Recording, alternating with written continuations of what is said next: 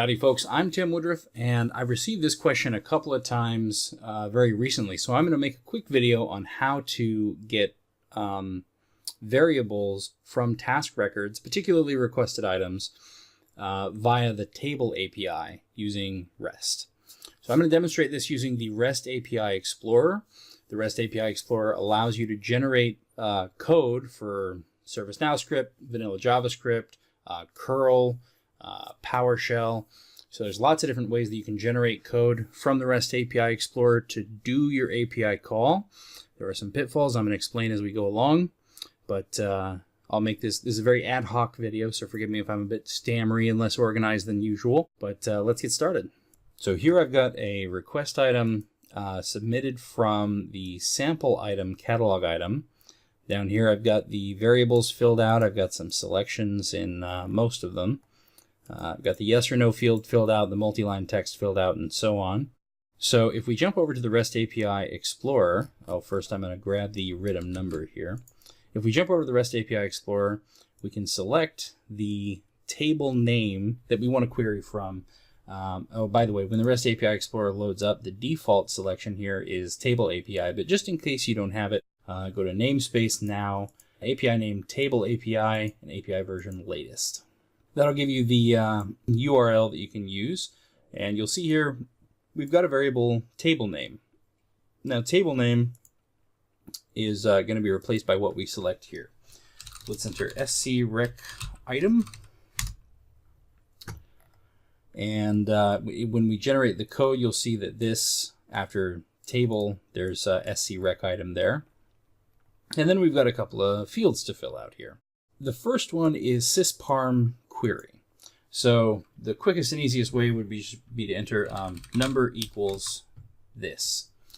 But just to let you know, if we actually go to srec_item.list, we can do this query in the list view, and sometimes you might want to have a fairly complex query that's not always super easy to build in the encoded query ServiceNow language. You want to build it in the query builder to make it a bit easier on yourself.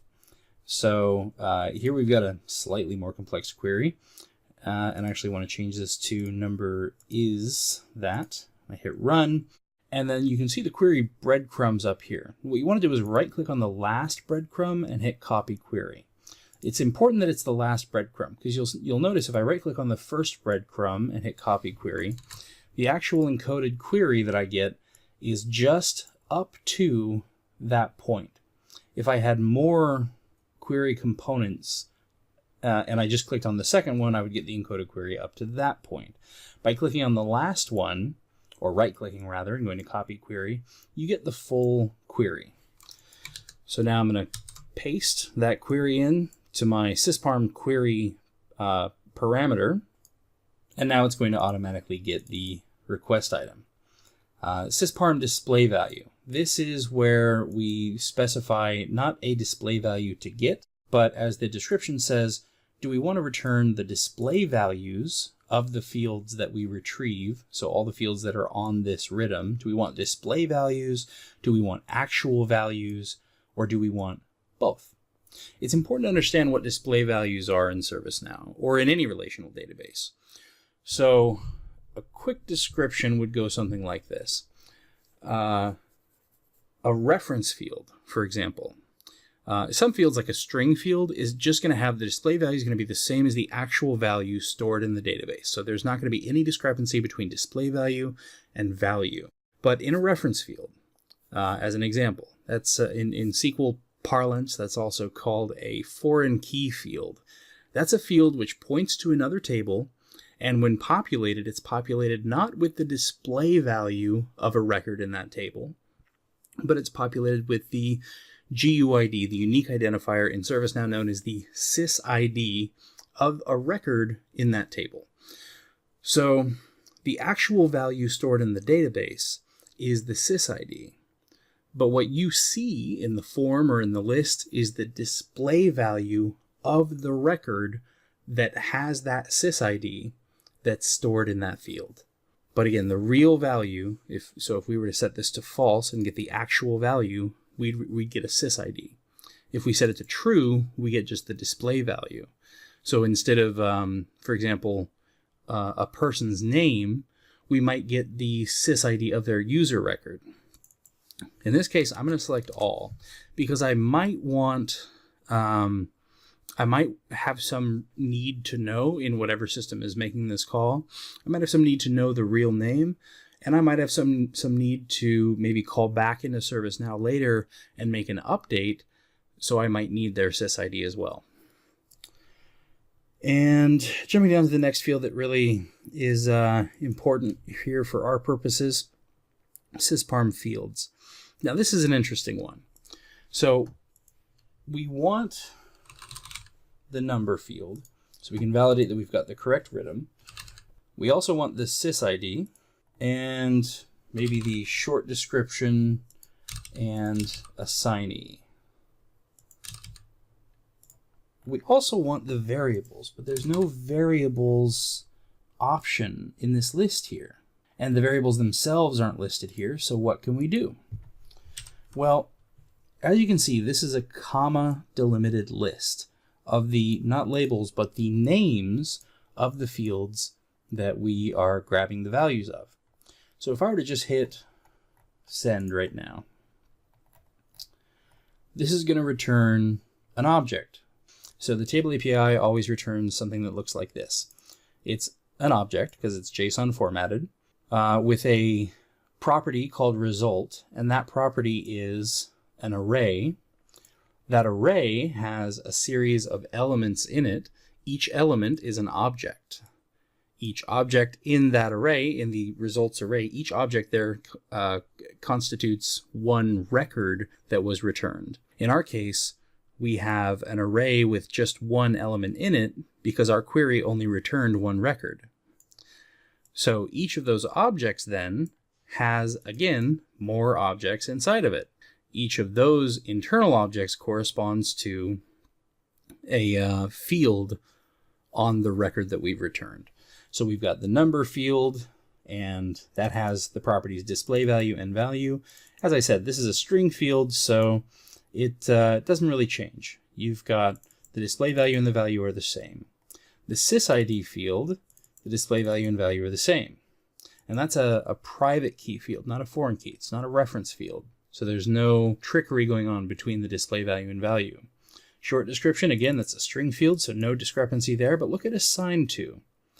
Assigned to, we have a display value that differs from the actual value.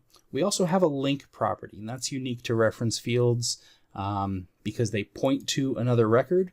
ServiceNow's table API helpfully provides a direct link to that record itself. But the assigned to field has a separate display value, which is the name of the person, in this case, in the assigned to field, and the value, which is their actual sysid, that is the sysid of the record corresponding to the user in the sysuser table. So that's the value that's actually stored in the database, not the name demo admin.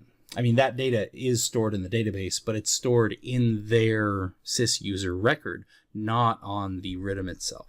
So with that in mind, we've got the sisparm fields query parameter.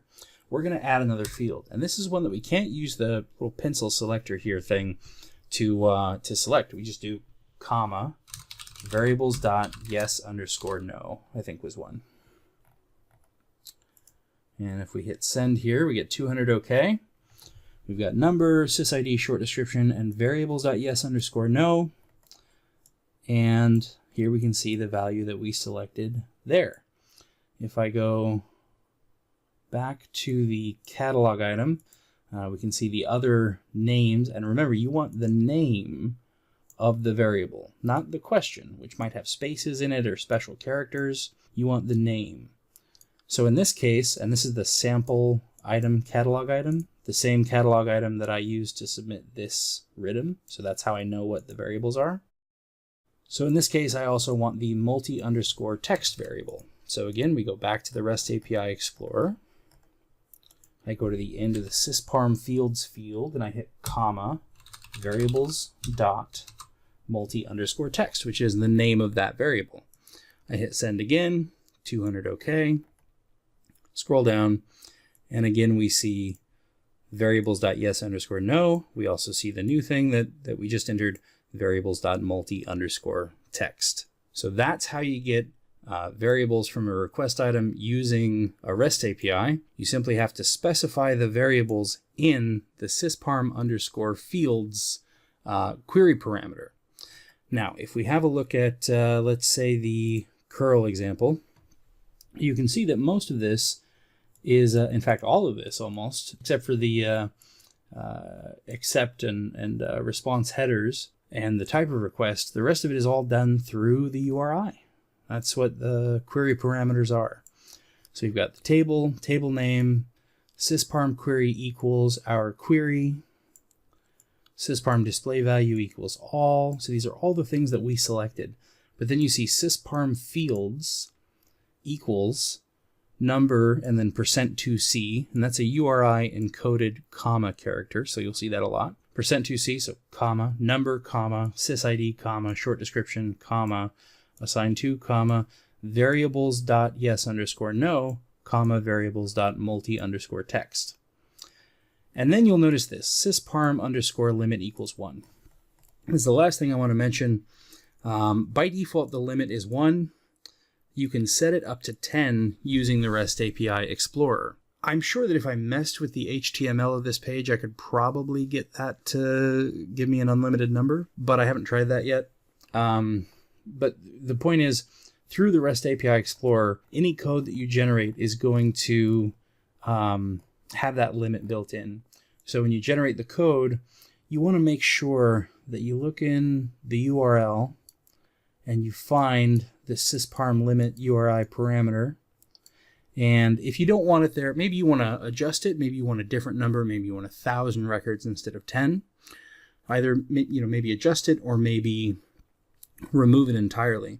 In this case, though, we know that every request we submit of this type, because we specified the RIDM number in the query, we're only ever going to get 1 record. And because we know that, it's a lot more efficient to leave this sisparm limit in and in fact change it back to 1 instead of 10. Because once it finds 1 record, if we specify sisparm limit equals 1, once it finds 1 record, it's going to stop scanning the database and searching for more that match our query. It's going to apply our query, search through the database, try to find one that matches it, and if it finds a number that matches the sisparm limit, it stops searching. So on average, you're cutting out about half of your query length, or at least the table scan part of your query. So that's a lot more efficient of a way to do that query. So that's it for this class on getting RIDM variables via the ServiceNow table API using REST, specifically in this case using the REST API Explorer. Before we go, I want to give you one more pro tip about the REST API Explorer. The pro tip is this. The REST API Explorer, unlike submitting requests via Postman or some other external thing like that, the REST API Explorer happens synchronously, or requests generated from the REST API Explorer happen synchronously within your user session. So if you want to debug something, like maybe you have the script debugger open, or maybe you're debugging ACLs, or you're debugging business rules, debugging will work with the REST API Explorer. And again, that's because it's synchronous. Debugging only works with synchronous operations, especially script debugging using the script debugger, which if you haven't tried it out is fantastic. Go read my book, Learning ServiceNow. It's at lsn.snc.guru to learn more about the script debugger and a whole bunch of other stuff, or check out my book, the ServiceNow Development Handbook. That's at handbook.snc.guru, or wait a couple more weeks from the release date of this video, and the second edition of the handbook should be out soon. So thank you all very much for watching. I hope you all have a fantastic day, and happy developing.